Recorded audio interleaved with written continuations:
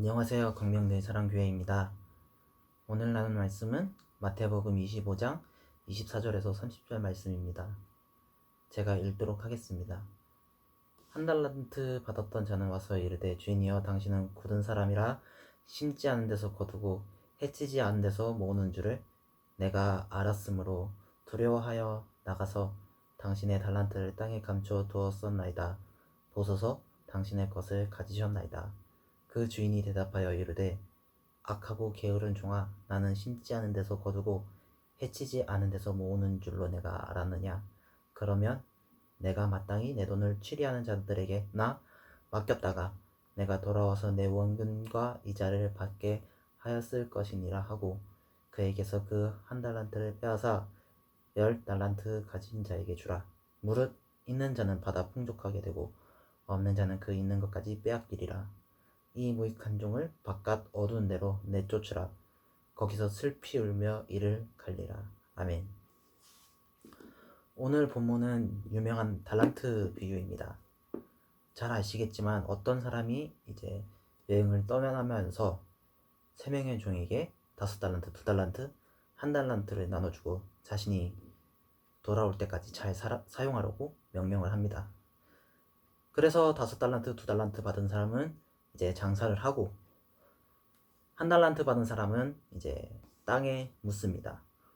주인이 돌아와서 확인을 하니 5달란트 받은 사람은 열심히 장사를 해서 배의 이익을 남겼고 2달란트 받은 종 역시 배의 이익을 남겨 두 사람 다 착하고 충성된 종아, 내가 적은 일에 충성하였도다 라는 칭찬을 듣습니다. 그런데 이제 오늘 이제 나눌 주인공인 1달란트 받은 종은 그것을 묻어두었다는 것을 당당하게 말하고 주인을 화나게 해서 주인이 그것을 빼앗아 5달란트 받은 자에게 주고 쫓겨나는 그런 내용입니다. 오늘은 이 달란트 비유 중에서도 1달란트 받은 사람을 집중해서 보려고 합니다. 흔히 이제 재능으로 통용되는 달란트인데 어떤 달란트를 받았냐 이런 이야기를 들어보신 적이 있을 거라 생각이 됩니다.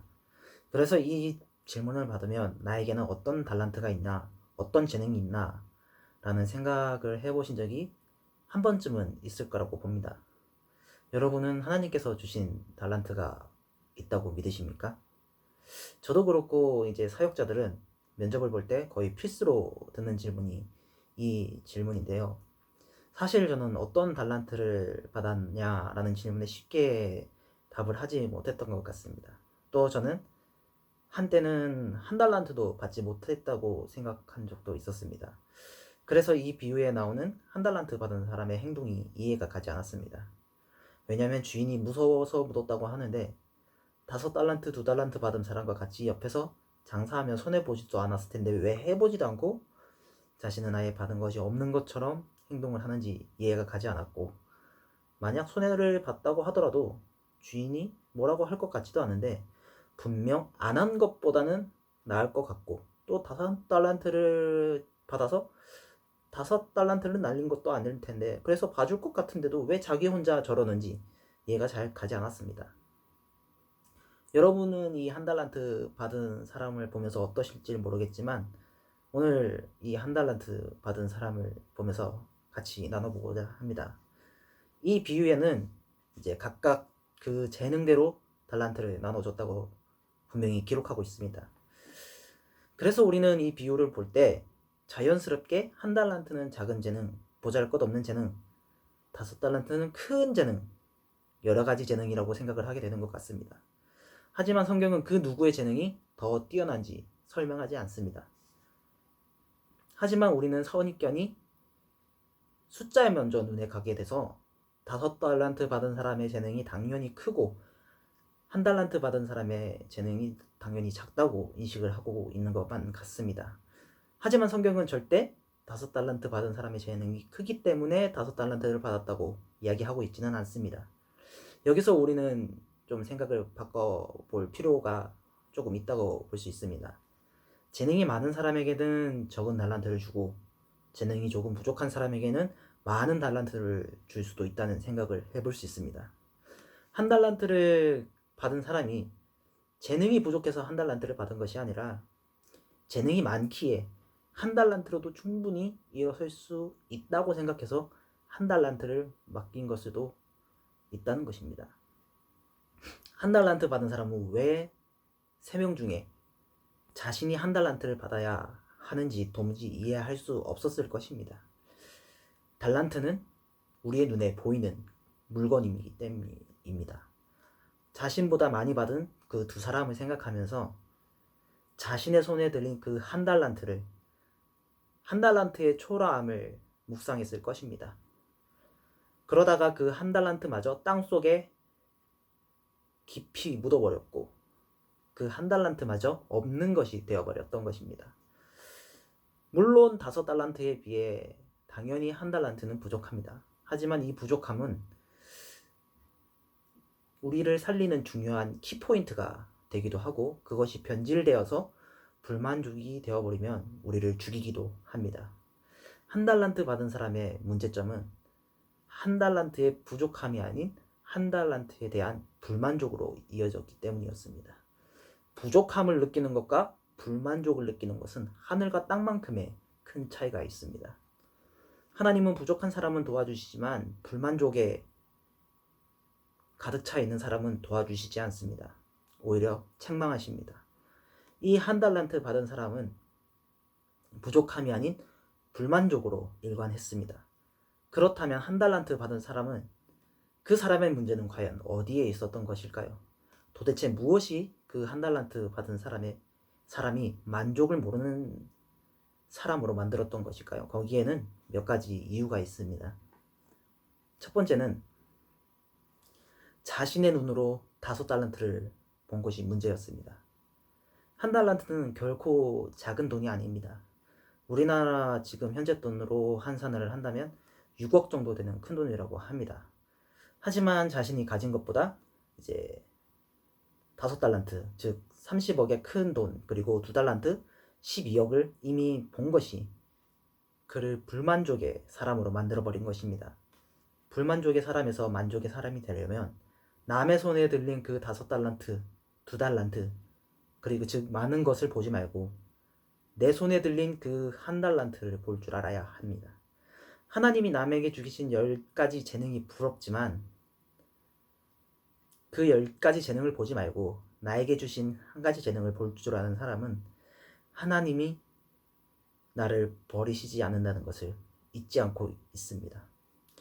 말은 참 쉽게 할 수 있는데 나에게 주신 이 한 가지 재능만을 본다는 것은 결코 쉽지 않습니다. 우리는 우리 눈에 보이는 것에 너무 민감하고 약하고 사람은 나보다 많이 가진 사람을 질투할 수밖에 없기 때문입니다. 둘째, 부족함을 없는 것으로 착각한 것이 문제였습니다. 이 한 달란트 받은 사람은 주인이 돌아왔을 때 한 달란트 받은 종이 내어놓으면서 한 말이 충격적입니다. 당신은 심지 않은 데서 거두고 해치지 않은 데서 모으는 사람입니다 라고 말을 합니다.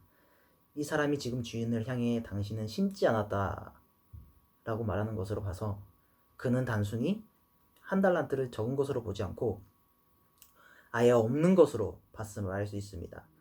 적은 것과 없는 것은 엄청난 차이이고 부족함과 없는 것도 전혀 다른 이야기입니다.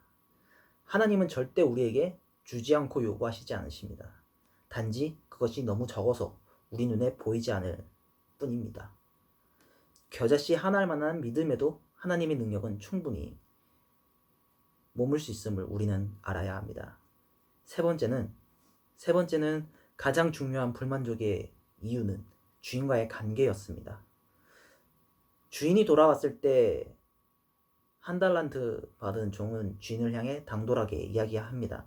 당신은 굳은 사람입니다 라고. 이 종은 주인을 오해하고 있었습니다.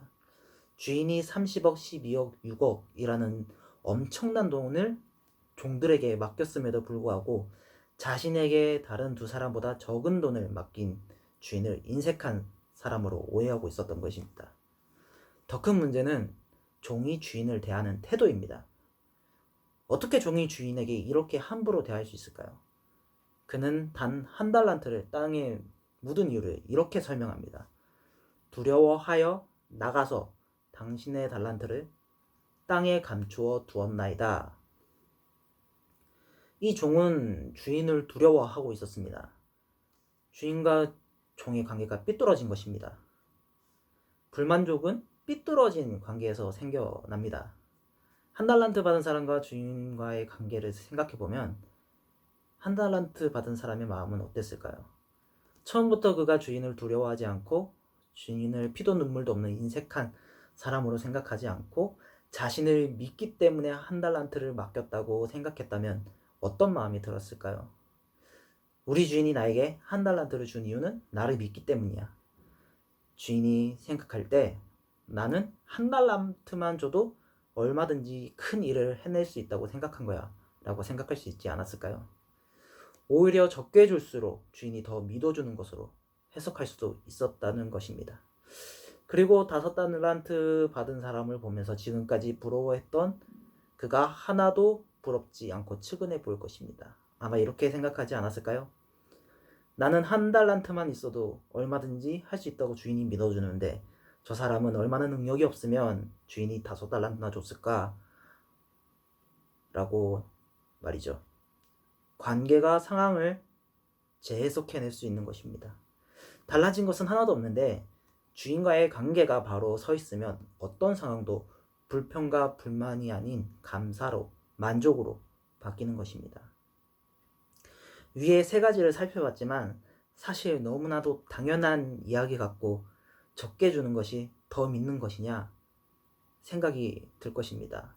세상의 기준과 우리가 하나님의 자녀로 살아가면서의 기준이 다르다라고 말은 하지만 결코 받아들이기는 쉽지가 않을 것입니다. 그러면 우리에게 주어진 그 달란트가 얼마나 가치 있는지, 또 발견하지 못한 것만 같은 내 안에 있는 그 달란트가 얼마나 가치 있는지를 좀 나눠보고자 합니다. 저는 전도사로 사역하는 데 있어서 원치 않는 모습을 참 많이 드러냈었는데요. 그것에 대해서 정말 많이 힘들어했던 것 같습니다.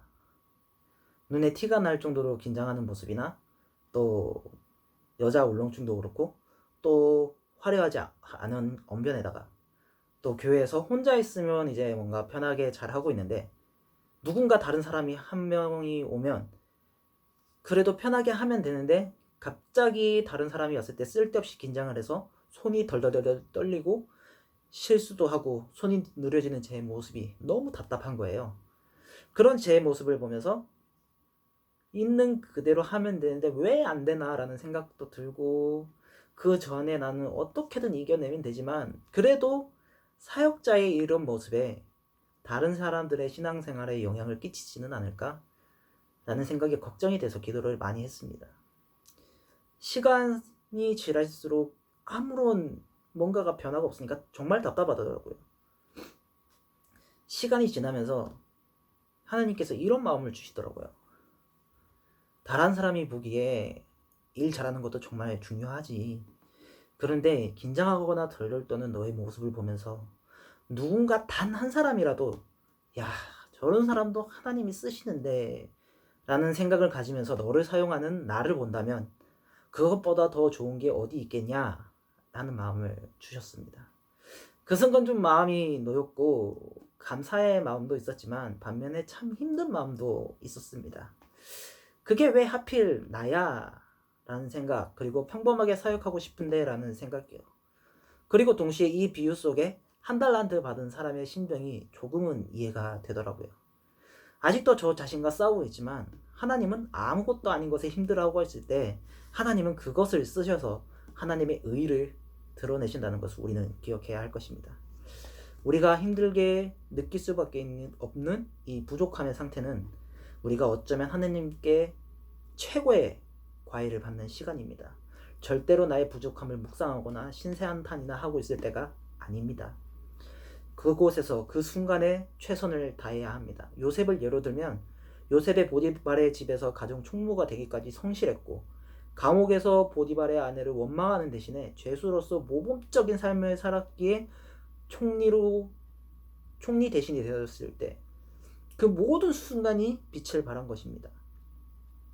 우리는 하나님이 우리 인생에서 가장 비싼 값을 지불하고 시키시는 우리가 살아가는 그 한순간순간의 과외의 수업에 성실히 임해야 할 것입니다. 오늘 주인공인 한 달란트 받은 사람이 주인이 올 때까지 한 달란트를 쥐고 있던 것은 느린 것이 아닌 게으른 것입니다.